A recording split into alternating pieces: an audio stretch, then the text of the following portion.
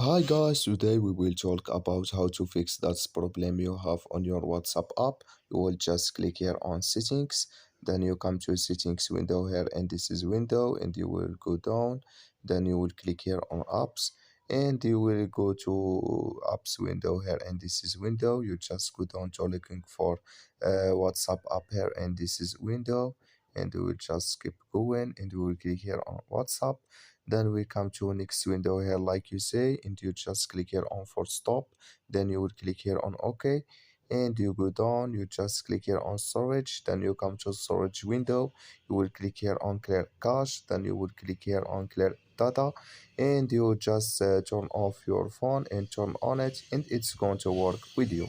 So that's all now. I wish now you are get it. Thank you for your watching. Don't forget to support us by like and subscribe and see you in next video about all WhatsApp settings.